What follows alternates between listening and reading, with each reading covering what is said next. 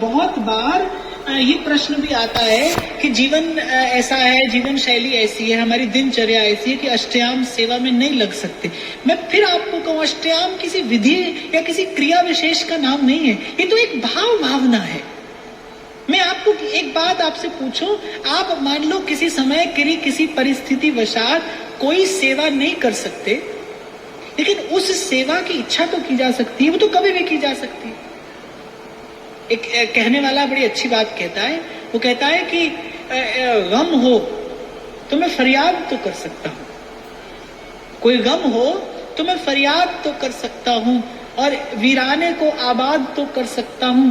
मैं जब चाहूं तुमसे मिल नहीं सकता, ये मेरी मजबूरी है कि मैं जब चाहूं तुमसे मिल नहीं सकता, पर मैं जब चाहूं तुम्हें याद तो कर सकता हूं। तो हो सकता है आपका जीवन ऐसा हो, परिस्थितियां ऐसी हो, आप बंधे हो अपने किसी कर्तव्य कर्म से, आप न कर पाते हो सेवा, लेकिन सेवा की अभिलाषा की जा सकती है। और मैं फिर दोहराऊंगा भाई, अभिलाषा बड़ी उपलब्धि है। स्वामी श्री करपात्री जी महाराज तो कहते थे अभिलाषा उत्कट पुरुषार्थ है। एक प्रेमी के लिए अपने इष्ट और आराध्य की सेवा की इच्छा, ये बड़ा ऊंचा साधन है, ये बड़ा उत्कट पुरुषार्थ है। अभिलाषा हो सकती है। और एक बात आपको और बताऊं, सेवा से भी अधिक सुख सेवा की इच्छा में है, सेवा की अभिलाषा में है।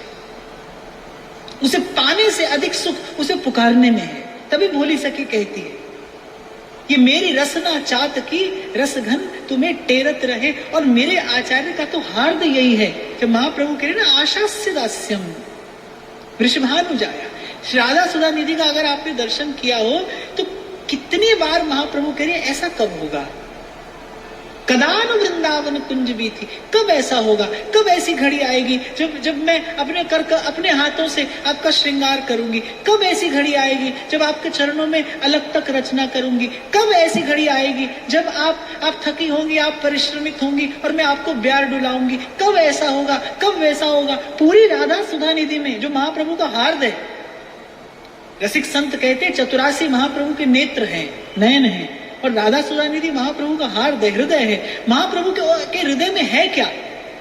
पूरी राधा सुधा निधि में श्री महाप्रभु के हृदय में आप देखिए श्री जी की सेवा की अभिलाषा है, एक से एक सुंदर अभिलाषा, एक से एक सुंदर सेवा की इच्छा।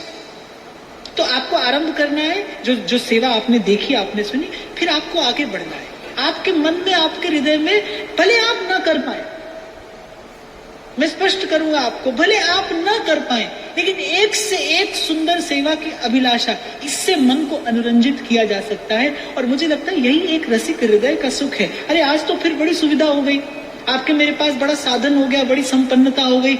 ऐसे ऐसे विकट काल में रसिक लोगों ने यहाँ पर रहकर भजन किया है, जब उनके प्राणों पर संकट था, जब प्राण बचाना भी बड़ा कठिन था। और ऐसे समय में ही उन रसिकों के हृदय से ये उद्गार प्रकट हुए हैं। मैं तो कई बार भोली सखी के पीछे पीछे चलकर वहां तक पहुंचने की चेष्टा करता हूं, जहां पहुंचकर भोली सखी के मन में ये भाव आया होगा, तुम हो अकेली, मैं हूं अकेली, भाग कयो नहीं जा।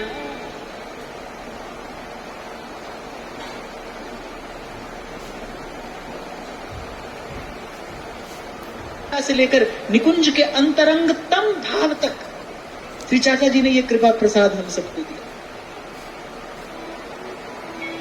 तो उनका पावन स्मरण करते हुए, उनके श्री चरणों की कृपा मनाते हुए, क्योंकि भगवत रसिक की बातें रसिक बिना कोई समझ सके। श्री सेवक जी महाराज कहते हैं ना, ऐसे रसिक कृपा जो करें, अरे तो हमसे सेवक निस्तरें, और जूठन ले पावे सदा। यहाँ जूठन से तात्पर्य केवल भोजन प्रसाद से नहीं, ये जो है ना, ये भी रसिकों की जूठन है। जैसे कहा जाता है, व्यासपीठ से जो भी कहा जाता है वो व्यासोच्चिष्टम, वो व्यास का उच्चिष्ट है, तो भगवान वेद व्यास का उच्चिष्ट प्रसाद है। ऐसे ही ये जो वाणियां हैं, ये रसिकों का भावोद्गलन ही तो है। इसी की याचना सेवक जी महाराज करते हैं, ऐसे रसिक कृपा जो करें, तो हमसे सेवक निस्तरें, जूठन ले पावे सदा। और श्री चाचा जी ने एक स्थान पर कहा है, हित दातार दे ही रस अनुभव। बोले हितजू ये रसानुभव प्रदान करते हैं, ढाए कपट के कोटा। उनकी कृपा से वो कपट कपाट खुलता है, गुरु के शब्द से ही कपट कपाट खुलता है। जीव अपने साधन अपनी सामर्थ्य से नहीं कर सकता। इसीलिए मेरे गोस्वामी जी कहते हैं, ए गुण साधन ते नहीं होई, तुम्हारी कृपा पाव कोई कोई। ए गुण साधन। श्री सूरदास जी ने यही तो किया, यही चतुराई तो श्री सूरदास जी ने की। जब सदगुरु के सन्मुख हुए ना, कह दिया प्रभु मैं कपटी हूं और ये कपट कपाट मेरे खोले नहीं खुलेगा। यही तो कहा श्री सूरदास जी ने जब वल्लभाचार्य महाप्रभु ने कहा, अरे कछु भगवत लीला गा। सूरदास जी ने कहा मेरे हृदय पर तो कपट कपाट लगा है, जब तक वो खुले नहीं मैं उस पार का दर्शन कैसे करूं, उस पार की झलक मुझे कैसे मिले। और यह गुण साधन ते नहीं हुई। आप कृपा करें ये कपट कपाट खुले, आपके शब्द से शक्तिपात हो और मेरे हृदय कुंज पर ये जो कपट का किवाड़ लगा है ये खुले, तो मुझे उस पार की झलक मिले। सूर कहा कहे द्विविध आधरो और बिना मोल को चेरो। श्री महाप्रभु जी की कृपा हुई तो यह गुण साधन ते नहीं हुई, तुम्हारी कृपा पाव कोई कोई। तो कह रहे हित दातार देहि रस अनुभव, ढाए कपट के कोटा। कह रहे ये रस अविकारी, जिन देहु विकारी जग रस ओटा। ये तो भाई बधाई का समय है, और जब उत्सव हो रहा होता है ना, उसमें भी विशेष रूप से जब बधाई उत्सव होता है, तब तो भाई श्री जी पात्र पात्र का विचार करती नहीं, दोनों हाथों से लुटाती हैं। और उस पर भी हितोत्सव की बधाई है। प्रिया जी कहती है सखियों लूट लो मुझे। प्रिया जी इतनी प्रसन्न है, उस सहचरियों से कहती है आओ लूट लो मुझे। तो हम जैसे अभागे, हम जैसे अयोग्य, हम जैसे अनधिकारी इस बात को कह सुन रहे हैं। यहां हम विचार करें तो कहने सुनने वाले निपट अयोग्य और अनधिकारी ही तो हैं, किसी भी प्रकार से ये चर्चा करने योग्य है नहीं। और बधाई का समय है भाई, श्री जी की कृपा बरस रही है और रसिकों की कृपा हो गई। मैंने आपको बताया ही, मेरा विचार तो यही था कि 3-4 दिन हम चर्चा करेंगे, पर उस दिन सहज में महाराज श्री के पास जाना हुआ। उन्होंने सहज में ये वाणी मुझे उठा कर दे दी, बोली एक बार आप इसको देखना। मैं घर पहुंचा तो मुझे इतनी प्रिय लगी, इतना मधुर ये भाव मुझे प्रतीत हुआ और श्री जी की प्रेरणा हुई। बोले कल से इसको आरंभ करना चाहिए, तो सबका समय है। और साथ ही साथ हमने ये भी निश्चित कर दिया श्री जी की कृपा से ही कि भाई प्रतिवर्ष अक्षय तृतीया से ही हितोत्सव आरंभ होगा, एकादशी पर्यंत चलेगा।